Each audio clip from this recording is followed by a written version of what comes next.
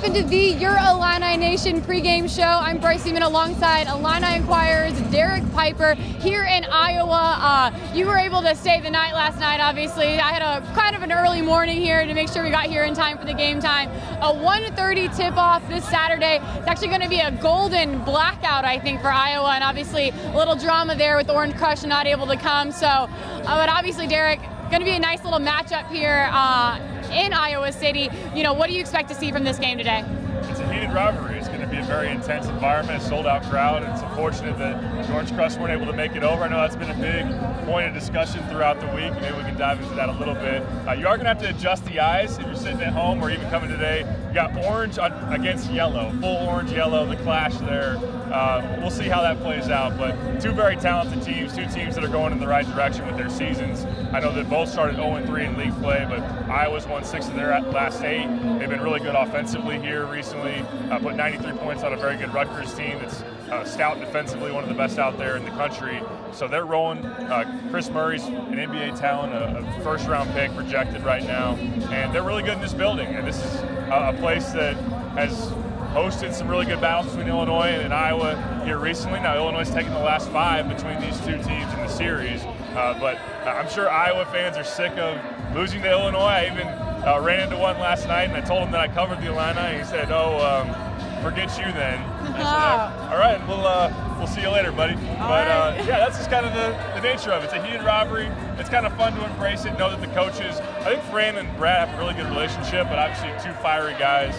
You still have the McCaffrey brothers on the other side, so expect a tense, heated game between 2 very talented teams. Should be a fun one. I definitely have to say, you know, with the rivalry, obviously the Orange Crush wanted to be here. I feel like there's a little bit more added kind of drama and heat with this rivalry. I saw Trent Frazier, you know, even tweeting about this game. I guess that just heightened. Do you think this is going to be I think it's going to be a pretty passionate game. I can see both coaches getting, like you said, pretty fiery here. You know, do you kind of see that kind of happening today? Oh, definitely, yeah. I think that both teams will know this is a big game. I know on the Illinois side, you don't have as many guys that have played in this game against Iowa, but I know talking to Ty Rogers yesterday, he understands that you saw the Orange Crush stuff. You can see the tweet from Trent Frazier and recognize that they played in some big games, even obviously last year at home in Champaign for a Big Ten championship, and just how tense that game was. And that's another thing to note. Not only is this a rivalry game, it's a game that has been coming down to the wire here year after year. I think 4 of the last 5 have been decided by 6 points or less. So a team that on the other side that really plays neck and neck with the Illini. So I think with the atmosphere in the crowd, with Fran and knowing that this is a rivalry game, and obviously Brad does too, and it's a big one for both sides, a chance to get a win on your resume that would really matter. And as you're trying to unpack the Big Ten standings, you currently got a 6-way tie for 4th place. Iowa's trying to jump up there in the upper echelon, and Illinois is trying to separate themselves, currently tied for 2nd today, can continue to further that upward rise here in the Big Ten standings with a win. And obviously with Iowa, Chris Murray averaging 21 points in the last 10 games. Like you mentioned, NBA prospect, obviously. You know, we kind of saw a matchup with Indiana with Trace Jackson-Davis. Dane not really able to kind of stop him. Do you think he's learned from it? What do you think is going to be, what that's going to be like today? It's a big challenge. I know that you look last year, Coleman Hawkins did a really good job on Keegan Murray in that matchup in Champaign, and they're twin brothers, so there's a lot of similarities between the two. Chris can score from all 3 levels. He can shoot the 3, can score it off the bounce as far as driving to the rim or pulling up in that mid-range, and then he can back you down and post you up too. So the good thing with Coleman is that he has the length and mobility to really match up well with those Murray brothers, and he did it well last year. We'll see if he can do it to the other twin here today. But yeah, Dane might see him a little bit as well. The thing I would worry about with that is Chris can pull him away from the paint. I think that Dane does have a big matchup with Philip Obracha, who's really improved. I know Brad said yesterday, maybe the most improved player in the Big Ten. And you look at his stats, like 6 points and 5 rebounds per game last year. Now he's about a 14-point, 8.5 rebound per game guy. So a double-double machine for them recently. That's going to be a big battle. And then, yeah, Chris Murray is one of the top scorers in the league. He's trailing only Zach Edey in Big Ten play in points per game.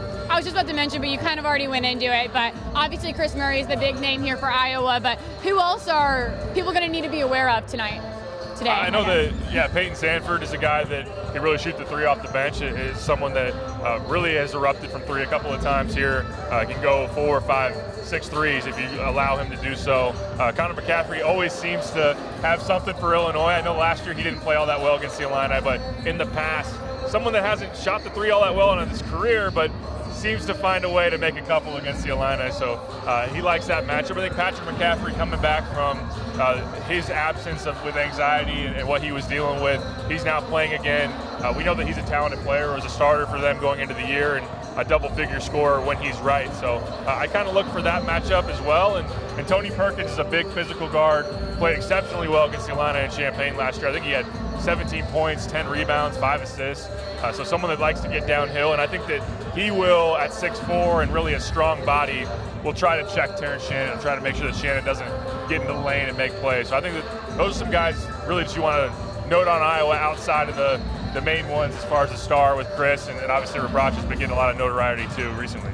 And obviously we talked about Coleman Hawkins kind of being on him there. You know, we've seen Coleman maybe, some games, he gets a double-double, he's really scoring, and then other games he's been more defensive-minded with a lot of assists. What kind of Coleman Hawkins do you think we'll see tonight? I feel like he's going to be a little bit more defensive-based and still making that impact even though he may not be as much of a point scorer tonight. Yeah, I think that defensively is really where it starts for him as far as his impact and knowing that he's got a big task on his hands. And this is a chance for Coleman to further legitimize all that talk about the NBA and the next level and who he can be on draft boards and everything. I think that, NBA people will be, I'm sure there'll probably be a couple scouts in the building and then those watching from home or on TV to see if he can shut down a guy that's projected in the first round. He really did that against Brice Sensabaugh for Ohio State, who was projected late lottery pick, and he had a tough night against Coleman, one of his worst games scoring-wise in the Big Ten season so far. So if Coleman can do that, really limit Chris and not allow him to have a good night, I think that's where most of his energy is going to be focused. And I think that's kind of on the note of energy. Like recently, the thing I've liked from Coleman, even when he hasn't shot the ball that well, is his rebounding is up, his activity is up, and you want to limit the turnovers. But with a team like Iowa that's going to play, I think, a decent amount of zone, you might see Coleman operating there kind of in the middle of the zone around the free throw line, making good decisions. And I know a lot of people at home want to see shoot the ball, Coleman. When you're open, turn around, have the confidence to put that ball in the hoop. And obviously Illinois, rebounding-wise, I think defensive-wise, we've seen kind of I actually think that they've been playing very well defensively kind of the whole year. Defense has been kind of one of their main strengths, has been kind of that transition to offense. But what do you think you see from this defense right now? I think Ty Rodgers on rebounds has really come in. He's been someone on defense that's been getting more and more minutes. What have you seen from him, especially the last couple games? I think he's getting some confidence, starting to feel a little bit confident in himself, and it's showing on the court as he gets more minutes. Yeah, it looks like a guy that was playing for Team USA over the summer, and he is finding that confidence and being able to play up to his capabilities, and even offensively. Like he went 3 for 3 from the field in the last game against Nebraska. Obviously was hitting the offensive glass really well, can do it defensively too. Has been able to draw some tough assignments defensively. Like I know that Terrence usually guards the best player on the other team a lot of times, or Coleman, but with Ty's length, his athleticism, his physicality, he can draw that assignment too. Maybe even sees a little bit of time on Chris Murray. We jinxed it in the lead up to this. We said we might be safer here in the corner than we are on the home. We're pretty far over. I know. Last time we did the pregame show, we almost got hit several times. We did get hit. You got hit. I got hit in the back of the head. It's okay. We're unlucky over here. I don't know. We were going to bring some soft shell helmets. Next time, we're going to bring 7-on-7s. I thought maybe it was just a one-time thing, but we're bringing helmets from now on. And we were even pretty far off the court here. I didn't think we'd get hit. Well, coming in hot. But obviously, I think we're talking about Ty Rodgers here, and just defensively, I think he's starting to look like that player, like you mentioned, that's been on that USAA team, and I think that he's even feeling more confident. He even said himself that he's like, my goal and my job is to get rebounds right now, and he's like, so if that's what's keeping me on the court, I'm going to keep doing it. And so I think that's the mentality to have. He knows his role, and I think he's starting to really come into that, and then it's starting to work offensively as well for him. Right, yeah, for him to know his role, what's expected of him, how he can find his niche, and what really earns minutes for him is something that has given him more of a confidence and comfort. And as you go down the home stretch of the Big Ten play, obviously then you think about postseason. If Ty can be someone you can rely on, I think the same thing goes for Sincere. As Luke Goody, we got to talk about him working his way back in the mix. That would give this team just more depth, more guys to be able to be able to hang your hat on and to be able to help those marquee players like Matthew Meyer, Terrence Shannon, Coleman Hawkins. Obviously, let's talk about Luke Goody. I was going to bring it up. I just wanted to try to transition there, but obviously Luke Goody, a great shooter for Illinois, especially last season, getting in the games there, and some crucial games as well, and really kind of having a good year. Obviously, he's been out with injury. He had surgery. Brad was talking about him being in uniform. He was warming up earlier just now. You know, they say he might get in the game today. What do you think we're going to see from him? Do you think he's going to get some playing time? I mean, it's kind of hard to mesh with a team that you really haven't gotten to play with besides practice. Yeah, and as far as we know, I think he's only been in 2 practices. He got cleared Thursday, practiced yesterday. I know that we were talking to media yesterday, like, are we really going to see him? Probably not. That was kind of my take, but then, you know, his three-point shooting's important. And he was moving around pretty well here in warm-ups, shooting the 3. I know it was uncontested and when you're going to get in game shots and obviously an environment. But like you said, he played in some big moments last year. I remember starting a game against Michigan State when Illinois was down a couple of players. And then the Houston game, I know a lot of people still think about, you know, RJ's breakout in that game. Luke came in and gave you some really solid minutes too. So just feel glad for him that he doesn't have to keep asking the questions of when am I going to be back and what can I bring. We're finally start to see it. I think we will maybe see him maybe a 4 or 5 minute spurt and see how it looks. Especially, I think the gauge might be how's RJ playing. If RJ continues to struggle with the 3-point shot, I think maybe Brad would be more willing to throw out Luke and just see what it looks like. I think a big thing with Illinois too, you know, some days they're hot and they're shooting, you know, 45% from the field, sometimes 60% randomly in a quarter in the beginning of a half. But obviously, I think that's something that they are missing is just a dominant person you can rely on from shooting from the 3 or, you know, a faraway jumper. And do you think, you know, if he does get in this game and we see him kind of transitioning in the game a little bit more throughout the season, do you think that's like kind of the shooter and the help that Illinois might need on this offense? Definitely, yeah. I think he's one of those guys that could be an obvious answer for one of Illinois' biggest question marks or even downfalls right now. They're dead last in Big Ten play in 3-point shooting percentage and 29%, and have had some ugly nights from 3 here recently. We know that they're capable. We've seen Matt go on heaters from 3. Terrence, it's been a while because he's kind of struggled with the 3-point shot in Big Ten play, but he's capable. But to add in a Luke Goody, and it's the great thing about it is not someone that you would expect to have to create his own shot a whole lot. It's just really not to downplay it. Just stand in the corner and make shots at a high level, but it's allowing Epps, Meyer, Shannon to be able to break down a defense, kick it out to you, and then you just got to finish the job. You got to be able to jump up and make that shot. RJ struggled with that. We know that Sincere and Ty really are offensively limited right now. So I think that Luke can provide that spark. The one thing to keep in mind is, like, he hasn't played in 3+ months. He hasn't taken game shots, so to speak. So, and shooting so much of a rhythm thing. So how much or how quickly can he get into that rhythm is kind of the question. But we know that he's capable. When he's playing at his best, he's someone that can really light it up from the perimeter. And Matthew Meyer, I feel like he's kind of been popping off. He had one of his game highs with about 26 just the other day. Let's talk about him a little bit. I think he's really starting to feel himself a little bit more. And he's starting to shoot, and like you mentioned, you know, we've seen him starting to hit those threes, and I feel like, you know, what kind of player do you think is he just to kind of peak around this time, and maybe in a good way peak? I feel like sometimes you can say that wrong. Right.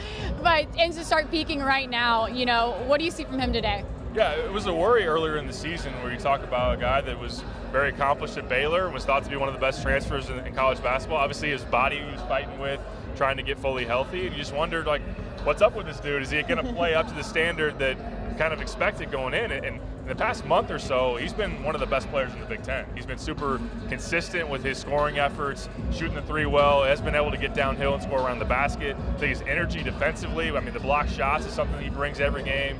His rebounding's been good. So, yeah, last weekend at Wisconsin, when Terrence is struggling with really the whole offense as a whole is going through some rough patches, Meyer was able to carry you. And I don't think you can afford to have too many offensive lulls in general because Iowa can really put up points, but Meyer's one of those guys on the other end that gives you the firepower to fight it against the Hawkeyes. So I know that he's always up for big games. He's been in a lot of big moments through his career, and this is one that I think he'll be very excited for. And obviously Terrence Shannon Jr. averaging about 17 points a game, about 5 rebounds in the last several games here. You know, that he kind of had to go on the bench. Was that against Wisconsin there, with getting in some foul trouble, and obviously Illinois was still able to get the win. But how important is it to have him on the court? And obviously, kudos to Illinois for being able to step up and still get that win with one of your best players, not getting as many minutes. But how important is it for him to be on the court, but also, I guess just making my point as well, how important is it for Illinois to step up whenever that does happen? It is important to weather the storm, because you're going to have games where he's in foul trouble. You're going to have games where he needs a break, and it's kind of the storyline for a lot of teams is when your best player's out, how much are you able to hold a lead or not let the other team go on a run there. So with Terrence, just want to see him get in more of a rhythm. I think that sometimes he forces the issue and tries to get to the rim, and he kind of goes into traffic, and that's really the scouting report right now on Illinois and also Terrence, is that you can let him shoot some of those jumpers, guard against the drive, and really when other guys aren't shooting the three all that well either, then they're kind of cheating into the lane, and there's a lot of traffic there in the paint for him. So sometimes I know Brad's talked to him about trying to get a movement and a flow within the offense, make guys have to rotate and get out to the perimeter and then go downhill. I think today the great thing about Iowa for this matchup with Terrence is they like to play up and down. They like a fast-paced game that really opens up the court. I think that benefits Terrence Shannon. I think he can get to the rim, and sometimes his shot selection on those pull-up threes are a little dicey. So we know, like you said, a very productive player, an all Big Ten caliber guy, but this is really that home stretch where the best of the best in the Big Ten turn it on. It can really make a difference for where their team's going to finish, and for Terrence to really click into place today would be a big deal. And obviously Illinois, a huge change of pace since December, and also when they started the Big Ten, 0-3. Now they're 7-8 right now, with only one loss to Indiana in that stretch. Obviously Iowa, a very similar start, like we said at the beginning of this. They started off 0-3. Now they're kind of on a roll here too. What do you think was the change for maybe both of these teams that, maybe clicked, or what started clicking for, let's start with Illinois and then Iowa. What do you think changed for these guys? I think for Illinois, it was the schematic changes. Be able to have a defense that was more solid and not switching into some bad matchups and having the communication errors. It just gave Illinois a chance to eliminate some of the things that were ailing them and offensively have more of an identity. They were really struggling with the 5-out kind of freelancing offense, and they were hoping they would get on the same page and really be able to read and react out there. But they needed more structure. They needed Brad to be able to dial up some more play calls and have guys coming off screens. And it just provided more of an identity and a system there offensively. So that's helped with Illinois. Of course, Matthew Myers' progression has been a big deal to be able to carry them as well. And I just think Illinois also had more cohesion, team chemistry. I think they've had a lot more consistent effort. And for Iowa, they lost on their home floor to Eastern Illinois. And we saw Eastern at the beginning of the year. It's not a very good basketball team. No knocks too much to those in Charleston. Sorry out there. But Iowa defensively is still kind of sketchy at times. It's kind of been their MO. They try to outscore you. They got a lot of firepower, but for Chris Murray, he was injured earlier in the season. For him to come back healthy and really pretty much filled the shoes of his brother last year. His brother was a lottery pick, and the production is pretty darn close to the same. Patrick McCaffrey coming back now. He was struggling before going on his leave. So this is a team that's really been able to hold down the fort at home. They had a nice win at Rutgers too, so they're really scoring it well and maybe playing a little bit better of defense, but for the most part it can still be some Swiss cheese defense out there too. I think it's going to be up in the air right now, but final thoughts. What do you think is going to be the outcome of this game? Illinois going on the road, which they've done really well in the past of being able to get wins. You go out Wisconsin. It's a place where not a lot of teams come out victorious. I think the home crowd will benefit Iowa. You wonder about them going on an extended run, kind of signature for some home teams in the Big Ten. And with Iowa's offensive firepower, I wonder about Illinois' three-point shooting and whether they maybe go on a drought that really kills them in this game. People aren't going to like me for this, but I got Iowa 79, Illinois 74. I think the Hawkeyes get it done. In the 70s. You think it's going to be in the 70s here? All right. I'm thinking, I think I agree with you here with Iowa. I think Illinois fans may not like that, but I think there's going to be a lot of energy at this game tonight. I keep saying tonight, but it's a midday game. But anyways, I'm going to say Iowa 69 and Illinois 63. So All right, we'll see. I don't know if they'll get in the 70s, but Illinois, fun facts, when I was looking at stuff, I think like they've won every game that they've reached 70 points or something like that. But anyways, so maybe not. Yeah, they hold Iowa in the 60s.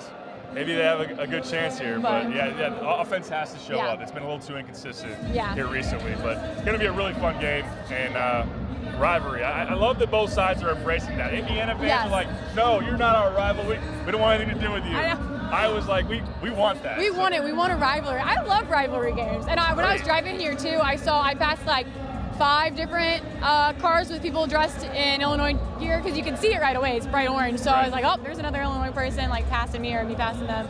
So I think there's going to be a decent amount of Illinois fans as well tonight. So obviously, Illinois tips off today at 1:30 against Iowa, and we'll have all that coverage later on tonight at 6 on WCIA and as well as at 10. Be sure to keep on our social media channels. We'll have the post-game press conference with Illinois head coach Brad Underwood. But obviously for Derek Piper with the Illini Inquirer, I'm Brice Bement. Thanks for watching the Your Illini Nation pregame show.